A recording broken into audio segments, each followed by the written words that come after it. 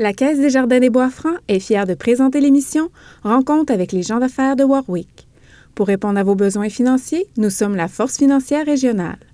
Aujourd'hui, rencontre avec les gens d'affaires de Warwick et chez JC Électrique. On découvre qu'est-ce qui arrive quand on passe d'employé à patron avec Joël Croteau. Bonne émission!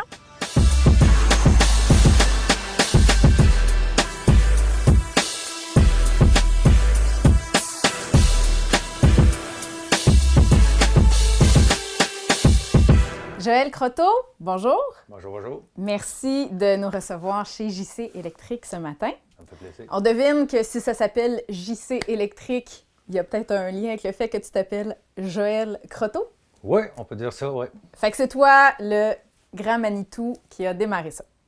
On peut dire ça, oui. Combien de temps ça fait que ça existe, JC Électrique? Ça va faire 10 ans au mois de mai cette année. OK, fait qu'on dit presque joyeux anniversaire. Presque. Pas tout à fait. Pas tout à fait. On a des bonnes chances de se rendre jusque-là. Joël, peux-tu nous raconter un peu ton parcours? Parce que toi, tu n'as pas démarré tout de suite d'entrée de jeu comme entrepreneur électricien à ton compte. Tu as fait des petits détours avant. Donc, ça part d'où ta passion pour l'électricité? Ça part de loin, ma passion pour l'électricité. La passion, ça part probablement que c'est une petite graine que mon parrain, quand j'étais petit, a plantée. OK. Mon parrain n'était pas électricien, il était mécanicien pour une usine de cascade ici à Victoriaville, à Kings Fall plutôt. Puis, il connaissait l'électricité. Quand on avait de l'électricité à faire à la maison, ben, c'était toujours mon parrain Claude qui venait faire l'électricité. Puis, dans mes yeux d'enfant, c'était un héros. Parce OK. que mes parents, personne ne savait faire ça. Lui, il savait le faire. Puis, je crois que c'est à partir de là. Puis, quand j'ai fini le secondaire, je ne savais pas trop en quoi m'en aller. Je suis allé au cégep, j'ai arrêté. Je suis allé travailler, j'ai arrêté. À un moment donné, j'ai dit, ben, je vais me faire un cours en électricité.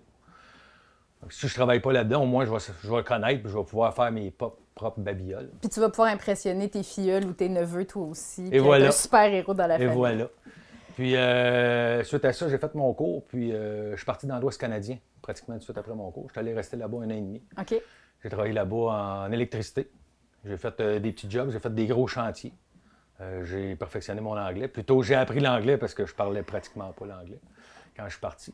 Fait que j'ai resté là 1 an et demi. Après 1 an et demi, un entrepreneur ici de Warwick, là, Marc Provencher, un bon ami à moi que je connaissais pas à l'époque, est rentré en contact avec moi là-bas. OK. Il savait que je venais de Warwick, puis je pensais peut-être m'en revenir ici, puis il avait besoin d'un électricien. Fait qu'il t'a dit, reviens plus vite que tard. Oui, c'est ça. Il dit, reviens plus vite. Moi, je voulais rester jusqu'aux fêtes, puis finalement, ben, je suis revenu plus vite. Je suis revenu au début novembre, parce qu'il y avait de besoin. Fait que je suis revenu travailler pour lui. Fait que là, t'es rentré comme employé. Simplement comme employé, j'avais commencé mon apprentissage là-bas, mais au Québec, on est tout dans le même pays, dans le Canada. Mais tout le restant du Canada fonctionne d'une façon. Mais au Québec, on est distinct. Ah! Et c'est on notre fonctionne manque d'une de autre commerce. façon. Fait qu'ici, ben, mes heures de là-bas ont compté pour ici, mais seulement à la fin. Mais il a probablement fallu faire un certain réapprentissage là, de certaines normes puis certaines choses comme ça. Oui, c'est ça, mais ça se ressemble beaucoup. Ça se ressemble relativement beaucoup. On part tout du code canadien. Au Québec, il y a quelques petites règles qui OK. se rajoutent. Mais sinon, c'est pas mal pareil. J'ai travaillé pour lui 5 ans. OK. Ensuite de ça, l'ouvrage, ça faisait plus rare, puis tout ça, puis j'ai dû quitter. Pas parce que j'aimais pas ça travailler pour lui, parce que j'avais besoin de travailler, il n'y avait pas assez d'ouvrage. Fait que là, je suis allé pour une autre compagnie à Victoriaville, Technique électrique, que j'ai travaillé là 5 ans aussi. OK. Puis ensuite de ça, ben, il m'est venu l'idée, là, j'avais 30 ans, puis je me suis dit, j'aurais le goût peut-être d'être mon propre patron. Ah Je ah! l'avais été un petit peu, j'avais goûté à ça avec mon père. Il avait acheté un magasin de vélo. OK. Je te dirais, tu sais, j'avais 17 ans quand j'ai acheté le magasin de vélo que j'ai opéré pendant peut-être 2 ans. Fait que t'avais déjà là vu un peu c'était quoi d'être entrepreneur, d'être son Oui, propre c'est patron. ça. C'est mon père qui avait acheté, mais il m'avait vraiment donné carte blanche là, à 17 ans, pendant 2 ans. Là, de 17 à 19 ans, je me suis occupé pas mal, OK. pratiquement toute seule. Il était là, il m'aidait, mais j'en faisais quand même beaucoup. Je le prenais comme si c'était à moi. Fait que Puis, là, à ce moment-là, ça fait déjà un bon 10 ans là, que tu travailles comme électricien, mais comme C'est ça. employé. Est-ce que tu commences déjà à avoir une idée de ce que toi, tu auras envie que soit ta marque de commerce, ta particularité, si un jour tu te ramassais à ton compte? ouais, je te dirais que oui. Moi, je voulais beaucoup, je voulais tout faire le processus. Je voulais rencontrer le client la première fois, discuter de son projet. Donc, pas juste être dans les outils, être dans Non, je voulais toute tout la faire chaîne. au départ, ouais. C'était rencontrer, voir le projet, apporter mes suggestions, apporter mon expérience. Puis après ça, ben, OK, go, dire à peu près combien que ça coûte, faire les travaux moi-même. Et là, tu fais quoi pour partir? Ben, pour partir, ça prenait pas tant de choses que ça. Je m'étais acheté un camion. OK. J'avais payé 500 $. Oh! Quand Modèle même. de l'année. Un modèle de l'année que j'ai repeinturé à canette, que j'ai remis ça. Il y avait un petit peu de rouille que j'ai lavé au CLR avec une laine d'acier pour enlever OK. la rouille. Fait qu'on a un beau camion. On a un beau camion à 500 $. J'ai mes outils de chez moi. OK. Drill, tout ça. Puis j'ai mes outils à main, tout bon électricien, les outils qu'il y a sur lui. OK. Même mes employés, c'est leurs outils à eux. Puis je suis parti avec ça. Puis ça te prenait-tu un investissement de départ important dans quelque chose? Je te dirais que moi, j'avais zéro. OK. J'avais pas d'argent. J'avais mon camion que j'avais acheté mes choses. Je suis allé voir la SADC. Il y avait un prêt là, sans intérêt sur 2 ans de 15 000 $ qu'ils pouvaient me faire. OK. Donc, je suis allé chercher ça. Fait que toi, t'es parti avec juste ça, ton camion repeint au rouleau, tes outils, puis ton petit prêt de 15 000 pour, je présume, un peu ordinateur, comptabilité, des petites choses comme ça, parce qu'on s'entend qu'on s'achète pas des trucs très, des outils super perfectionnés avec 15 000 $ non plus. Puis là, ben avec tout ça en main, tu fais quoi? Ça prend des clients, ça prend des contrats pour entraîner la machine? Oui, j'avais commencé à en parler un petit peu, que je partais à mon compte. Puis c'est probablement le fait, je suis de Warwick, hein, je suis né ici. Étant jeune au primaire, j'ai fait beaucoup de pièces de théâtre, des monologues, des spectacles. OK. J'ai travaillé à l'épicerie Marché GA, dans l'époque que c'était Bonne et Choix. Fait que déjà, les gens du coin savaient c'était qui Joël Croteau. Ils me connaissaient, ils m'avaient vu travailler au IGA, ils m'ont vu travailler pour le magasin de vélo à mon père. Puis ça c'est venu quand même tout seul. Mon premier client, ça a été la ville de Warwick. OK. Je suis dans le stationnement. Fait qu'ils n'ont pas le choix. Peut-être qu'il se sentait mal, peut-être. C'est C'est peut-être juste ça, c'est pas pour mes compétences. Si on ne l'engage pas, il va se sentir stationner son truck peint au rouleau en arrière de nos trucks, on ne pourra plus reculer. mal. La rouille va Fait que sauter c'est sur nous autres. Donc, premier client, c'est la ville. Tu faisais quoi pour la ville? Tous les travaux d'électricité. Il y en a du temps que ça? Je dirais que oui, il y a beaucoup de bâtiments pour la ville, puis beaucoup de réparations, ajouter une prise, éclairage extérieur défectueux, puis des choses comme ça. OK. J'ai commencé avec eux autres, puis de fil en aiguille, c'est venu, ouais. Le mot s'est passé assez naturellement sans que tu aies besoin de faire des grosses campagnes de pub. Non, la seule pub que j'ai faite en partant, c'est de mettre ma photo sur un apron. Puis là, toutes les madames se sont mis à appeler, c'est ça? Non. Fait que les gens, rapidement, se sont mis à penser à toi quand il y avait un besoin d'électricité quelconque. Mais pour quelqu'un comme moi qui ne suis pas la reine de la pince électrique, à part... J'ai ma boîte électrique, de la fumée qui sort. C'est quoi des services électriques? Qu'est-ce que tu peux faire comme variété de choses? En réalité, un entrepreneur électricien peut faire tout ce qui touche l'électricité. OK. On peut aller changer des prises interrupteurs jusqu'à refaire l'entrée électrique ou refiler une maison complète. Vraiment, ça a il n'y a aucune limite. Puis maintenant, on comprend assez facilement qu'il y a de l'électricité un peu partout dans la maison, dans notre commerce autour de nous. Mais maintenant, est-ce que toi, tu sens aussi que tu as de moins en moins de travail parce qu'il y a plein de gens qui vont « Oh, il y a un tutoriel sur YouTube sur comment changer mon thermostat. » Est-ce que les gens le font beaucoup plus eux-mêmes qu'avant? Ou si... Je crois que c'est pas mal toujours pareil. Il y en a qui vont continuer à le faire eux autres mêmes. Chose peut-être qu'ils ne devraient pas faire. Mais ça... Ouais, est-ce qu'ils ont le droit? Théoriquement, ils n'ont pas le droit. OK. La seule chose qu'une personne qui n'a pas ses cartes d'électricien, et encore, il faut être entrepreneur électricien, il faut être maître électricien. OK. Mon employé, qui a ses cartes d'électricien, n'a pas le droit d'aller travailler pour lui-même. OK. Il a le droit de le faire pour moi, parce que moi, je suis maître électricien, j'ai des assurances, OK. et j'ai passé des examens adéquats. La seule chose qu'une personne qui n'a pas ça a le droit de faire, c'est changer une ampoule. OK, ouais, ça, je suis capable. Ou changer la plaque autour de la prise ou de la switch. Je n'ai pas le droit de changer la switch. OK, mais techniquement, ça arrête là. Théoriquement, ça arrête Fait là. que les gens qui décident qu'eux vont être capables, en passant à la quincaillerie, s'acheter ce qu'il faut, ils ne devraient pas faire ça normalement. C'est ça, exactement. Uh-huh. Mais regardez, c'est comme ça. Mais j'ai pas moins de travail encore. Ou des fois, ça arrive régulièrement qu'il y a des gens qui m'appellent. Ah, ben là, j'ai changé mes prises, mais là, j'ai de la moitié de la maison qui n'a plus d'électricité. Ah, oui. Fait qu'en fait, ça donne plus de travail parce que les gens font un peu des choses qu'ils devraient peut-être pas faire. Il y en a. Joël, on s'arrête une petite seconde. On va aller voir justement qu'est-ce que ça prend pour être électricien et par la suite. Des fois, on a l'impression que oh, ça se fait vite, c'est un DEP, mais c'est peut-être plus complexe qu'on pense. On ne s'improvise pas électricien. En fait, la formation débute par un DEP de 2 ans, mais après, il faut faire 8000 heures comme apprenti avant de pouvoir aller faire notre examen théorique pour devenir compagnon. Après ça, si on veut être maître électricien, mais c'est un 5 examens théoriques de plus. Alors, c'est pas tout d'aller faire un petit tutoriel sur YouTube. Il faut vraiment prendre de l'expérience. Joël, on a parlé de ton parcours jusqu'ici. Tu es passé d'employé à entrepreneur. Pour toi, qu'est-ce que ça a le plus changé de devenir le patron? Devenir le patron, ça change quand même beaucoup de choses. On va avoir des yeux partout. Il faut essayer de consolider travail-famille. Mm-hmm. L'équilibre, hein, le fameux équilibre. L'équilibre, qui est toujours dur. Je ne sais pas si un jour on peut l'avoir, l'équilibre total, mais on travaille fort pour ça. Ce qui a changé beaucoup, la raison première qui a fait que je voulais vraiment partir comme entrepreneur, c'était de pouvoir gérer mon temps. Okay. Encore là, on peut le gérer, mais pas tout à fait. Moi, je voulais aller faire les activités avec mes enfants quand il y avait besoin de parents bénévoles à l'école. OK. Je n'ai pas besoin de demander la permission à mon patron. Je prends la décision. Mardi, je ne travaille pas. Je vais aux pommes avec mes enfants.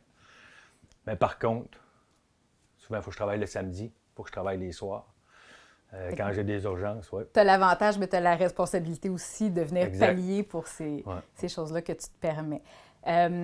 Tu le disais, ça peut impliquer d'être disponible un peu en tout temps, même quand on essaie de planifier, parce que dans ton secteur, il y a aussi toute la notion de service d'urgence. Parce qu'une ampoule qui brûle, c'est pas pire, mais quand c'est la fournaise qui part plus au mois de février, tu dois avoir des appels des fois de gens qui ont vraiment besoin de toi aussi. Oui, exactement. Dans le fond, des fois, ma journée est toute planifiée la veille, ou à 7 h le matin, bon, ben on va faire tel travaux, tel employé va faire ça, va faire ça, va faire ça. Puis à 8 h, quand on rentre, on ne fait pas du tout ça parce que j'ai eu un téléphone à 7 h 30. Il a fallu que j'aille réparer une fournaise, mais là, ça rechange tout. Tout change. Puis plus qu'on a de clients, mais plus que ça arrive. C'est vraiment une chose que j'adore faire ça, des troupes d'urgence, aller aider les gens quand ils sont en problème. J'aime bien ça. Est-ce que tu sens que ça te donne encore plus une raison d'être à ton travail, de ne pas être juste quelqu'un qui va apporter quelque chose, par exemple, sur un chantier, mais d'être...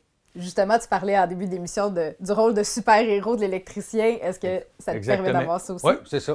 Tu mets une cape quand tu vas réparer une fournaise? Ou... Je suis pas encore rendu là. Mais je mets mon complet de legging avec les bobettes par-dessus. À l'écran. À l'écran avec les bobettes par-dessus. Attention, ça fait de l'électricité statique, hein, des fois. Voilà. Quand il faut aller d'un grenier, ça glisse bien. T'as-tu à part justement venir dépanner des gens qui ont vraiment besoin, est-ce que dans l'aspect technique là, de ce que tu fais, est-ce qu'il y a certains mandats que tu aimes plus que d'autres? Tu dis, oh, ça, c'est mon dada, moi, de faire ça. Je te dirais que mon dada, à moi, personnellement, c'est les entrées électriques. C'est refaire des entrées, refaire des panneaux. OK. C'est non seulement de le faire vite et bien, mais c'est de le faire beau. Souvent, je prends tout le temps en photo mes panneaux. Okay. De bien placer des fils. Est-ce que tu mets ensuite les photos sur les murs de ta chambre? Pas là. Peut-être des fois sur les murs de Facebook. Ah, OK. C'est une bonne place pour mettre ça. Puis, en tant que patron, est-ce que ça te donne, par exemple, le loisir de dire, ben moi, toutes les entrées électriques, je vais les garder, puis je vais envoyer mes employés sur les jobs que ça me tente moins de faire? Malheureusement, non.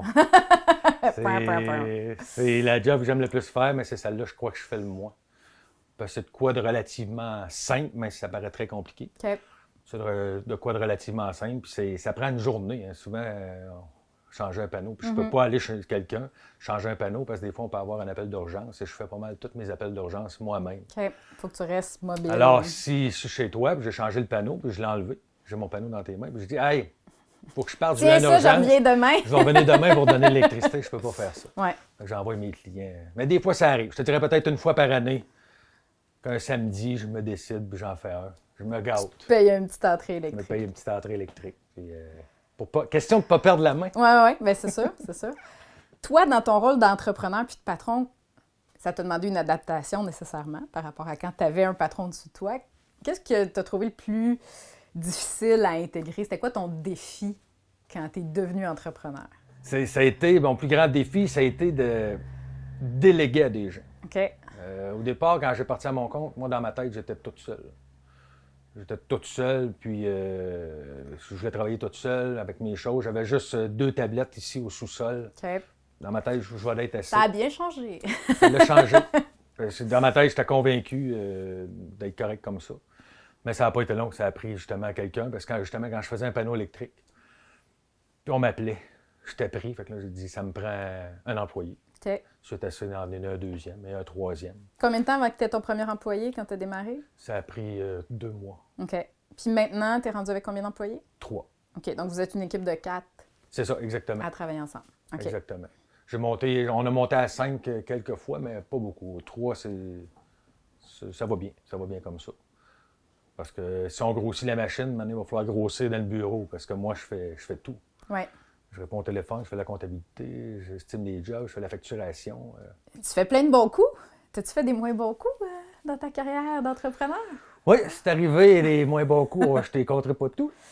Mais un, entre autres, qui me fait rire, mais quand c'est arrivé, je ne riais pas tellement, c'est au début janvier 2017.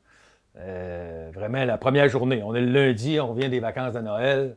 Je m'en vais travailler chez un concessionnaire automobile à Victoriaville. OK. Je m'en vais là-bas, il avait tombé une petite neige. J'ai rentré dans la cour du concessionnaire. J'allais pas vite. J'allais peut-être encore un petit peu trop vite. Puis quand j'ai voulu me stationner devant le bureau, ça n'a pas tourné. Oups. Ça s'est mis à glisser. J'ai eu beau peser ses breaks, j'ai même mis ça sur le reculon. J'ai rentré ça dans des camions flambant neufs. Oh. Oui. Là, je savais déjà que ma première job de l'année, je ne ferais pas beaucoup de sous Il y a avec. des matins, on serait mieux d'aller se recoucher, c'est ça que ça veut J'aurais dire? été mieux de rester couché, ça aurait été Ouais. plus payé à cette journée-là. Ben, la bonne nouvelle, c'est que c'était pas une erreur de jugement d'entrepreneur, de gestion. Non. C'était pas une erreur d'électricité. Fait que ça s'appelle une bad luck, je pense. Bad luck. Oui. Parce qu'en électricité, je vais toucher du bois, c'est jamais arrivé. J'ai toujours eu. Puis est-ce que tu penses que ça vient justement de ce souci du détail, du travail bien fait, du fait que tu sois consciencieux puis que tu tournes pas de coin rond, ou c'est juste de la chance? Non, je crois que c'est vraiment pas de coin rond. Puis je suis une personne que. Sinon, je dormirais pas bien le soir. J'ai déjà été. Juste un doute le soir. J'étais pas certain que j'avais mis le bon disjoncteur chez un client à Victoriaville. Quand je travaillais, c'était même pas à mon compte, je travaillais pour Technique électrique à l'époque. Ça me chicotait trop. J'ai embarqué dans mon auto. Je suis allé voir le client. J'ai dit, je m'excuse, je viens vérifier quelque chose. Je suis allé voir, puis j'étais correct. Mais sinon, sinon je suis pas capable de dormir. Fait que quand je fais la job, souvent, je me dis, est-ce que je vais penser à ça ce soir? Oui, ben alors, je le fais pas. Je veux bien dormir, tout simplement. Ben, je pense que c'est une bonne façon de faire les choses. Joël, je vois que derrière nous, il y a plein de boîtes, il y a plein de patentes électriques. Est-ce que tu dois garder un gros inventaire tout le temps avec toi ou si tu t'approvisionnes au fur et à mesure? Je te dirais que non, j'essaie d'avoir quand même un bon inventaire parce qu'on est à Warwick. Je n'ai pas de fournisseur électricien à Warwick. Il y en a à Victoriaville. Mais si on fait une job à Warwick, idéalement, bien, sans toujours tout planifier, des fois on a besoin de des choses à la dernière minute. Mais en ayant un bon inventaire, c'est que je peux l'avoir tout de suite, mais on peut finir la job. Ça te permet d'être plus le autonome. Ouais, sinon, il faut que j'attende que je l'ai le lendemain. Puis, est-ce que dans le monde électrique, c'est difficile de choisir ses fournisseurs? Y a-tu plein de choix ou si c'est assez limité? Je te dirais qu'il y en a relativement beaucoup, mais par contre, dans le coin ici, il y en a juste 2, ou presque à Victoriaville. Il y a Lumen et Guilvin. OK. Je fais affaire un petit peu avec des fournisseurs de Sherbrooke, Trois-Rivières, parce qu'ils ne sont pas capables d'avoir toutes les compagnies.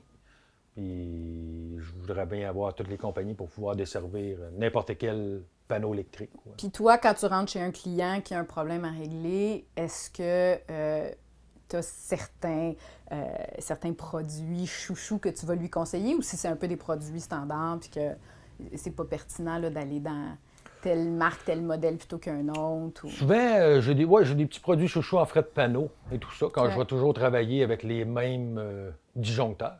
OK. Parce que ça fait en sorte que je peux en avoir en plus grande quantité, puis justement, parce que plusieurs sortes de breakers. Il doit y avoir rapidement comme ça, peut-être une dizaine de ça. OK. Je présume que les qualités varient aussi. Puis... Oui, mais ça s'équivaut pas mal tout. Il y a des normes assez sévères. Parce que c'est ça, c'est très, voilà. c'est très Donc, normal. il y en a-tu un meilleur que d'autres? Wow. C'est un peu comme les agriculteurs. Le John Deere est meilleur que le Massey Ferguson. Oui, c'est ça. Est-ce Ça, que c'est vrai? À chacun son voilà. camp. Et Super. voilà, exactement. Joël, on prend une autre petite pause parce que on a découvert des choses très intéressantes sur les planchers chauffants. Alors, on va vous les partager. Soutenir l'achat local, c'est aussi choisir des entrepreneurs qui croient aux produits locaux. Par exemple, le fameux plancher chauffant que tout le monde veut dans sa salle de bain maintenant, on a des fils qui sont faits ailleurs dans le monde, pour ne pas dire en Chine, et il y en a aussi qui sont faits au Québec, donc entre autres par la compagnie Flextherm qui a son usine à Montréal et qui a été dans les premiers à manufacturer du plancher chauffant au Québec.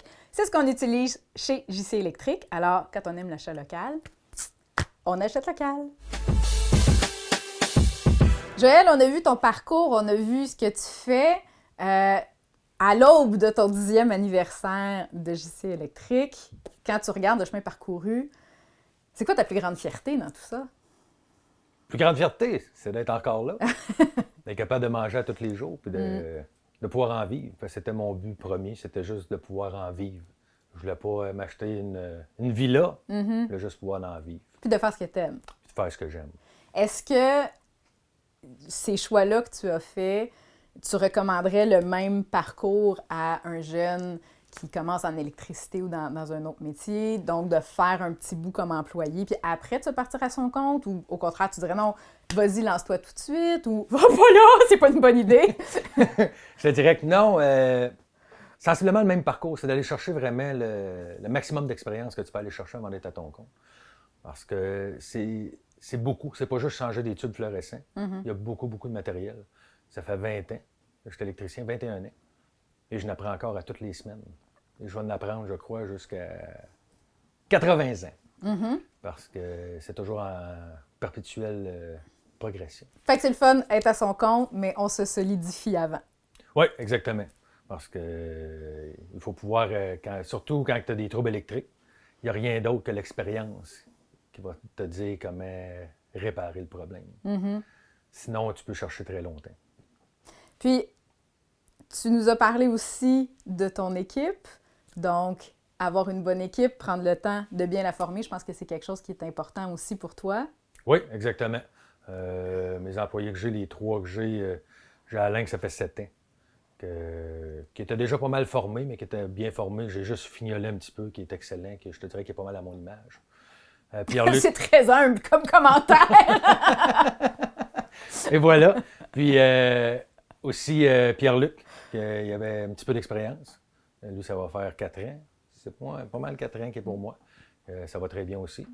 Et le petit dernier Hervé, là, qui est rentré un petit nouveau là, depuis l'année passée, là, qui m'a bien de la vie dans l'équipe. Puis Joël, je t'annonce que ça a l'air que tu vas avoir un 4e employé, puisque ça a l'air que c'est à mon tour d'être à ton service le temps d'un défi. Et voilà. Est-ce que ça y est, il faut que je me trouve des cartes vite parce que j'embarque sur l'équipe? Et voilà, tu embarques sur l'équipe et je te dis que tu vas devoir te changer. OK, ben écoute, ça, je suis capable. Pour la suite, on verra. Donc, on s'en va au défi et l'avenir nous dira si je lâche l'animation et que je deviens maître électricienne. À tout de suite. Joël, dans toute ma splendeur, Et voilà, je suis prête pour mon défi. tu es prête pour ton La défi. tendance 2021 est à l'orange. Et voilà. Qu'est-ce qu'il faut que je fasse? Dans le fond, c'est la ville de Warwick qui m'a avisé qu'une lumière ne fonctionnait pas. Ah ah! Alors, rien de mieux que pour toi, pour commencer, on va Effectivement, réparer je suis l'homme de l'affaire. une lumière de rue, comme que je fais l'entretien d'éclairage de rue à Warwick. OK. Bien, on va réparer les lampes de rue. Tu vas avoir un œil magique. Oh. Allez changer tout en haut. Merci. Je rappelle que tu t'es habillé sécuritairement, lunettes, Oui. casque, gants J'ai tout mon kit. et un harnais. C'est important d'avoir un harnais quand on prend une nacelle. Parfait. Ah! OK. Je me clip là-dessus, Joël? Oui, exactement. Je peux déposer mon œil au fond? Oui. Et d'un. Je me sens déjà plus en sécurité. Et voilà, c'est le but de la chose. Mais on espère toujours de ne pas s'en servir. Et de deux. Je ferme la porte. C'est parti, mon kiki? Droite, gauche, monte, descend. OK, ça devrait aller. Wouhou! Non, faut pas trop soigner, hein, je présume. Si tu vas plus loin, ça va aller un petit peu plus vite. Allô, Warwick! Fais ça comme une professionnelle. Hey, je suis vraiment hot!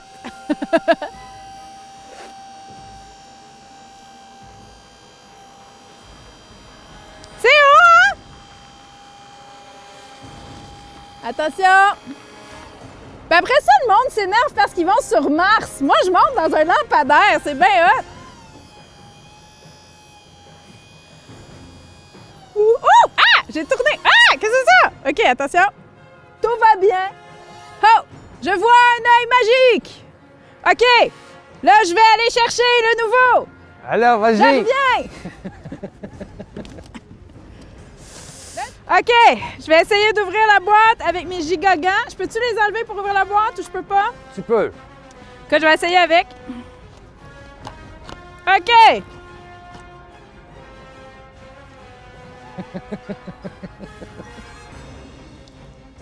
Juste un petit quart de tour, après ça, tu tires. Ouais, attends, je vais déposer le Vers neuf le pour haut. avoir mes deux mains.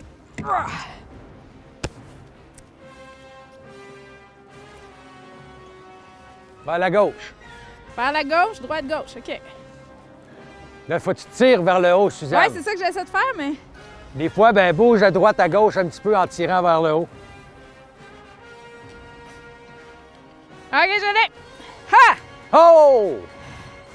Je l'ai! Je l'ai!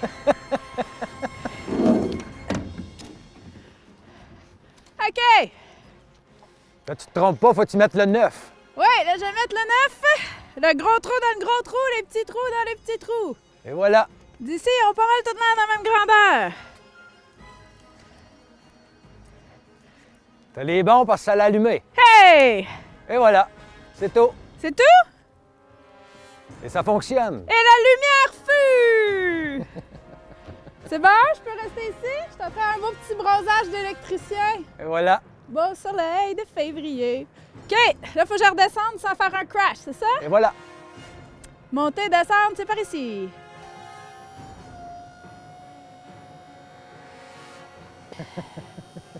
C'est un petit pas pour l'homme, mais un grand pas pour la gare. Oh! Il y a des sensations fortes quand on est électricien, coudonc. Ça va tomber tout croche. Tout doux, tout doux. Ouh. Oh! Est-ce que mon défi est réussi? Défi réussi. Ha! Youpi! Alors maintenant que vous avez de la lumière, je vous invite à être des nôtres pour notre prochaine émission de Rencontre avec les gens d'affaires de Warwick, où nous vous présenterons d'autres entreprises fabuleuses grâce auxquelles vous avez de l'électricité, de la lumière ou à manger ou autre. Alors, à bientôt tout le monde! Cette émission était une présentation de la Caisse Desjardins des Bois-Francs. Pour répondre à vos besoins financiers, nous sommes la Force financière régionale.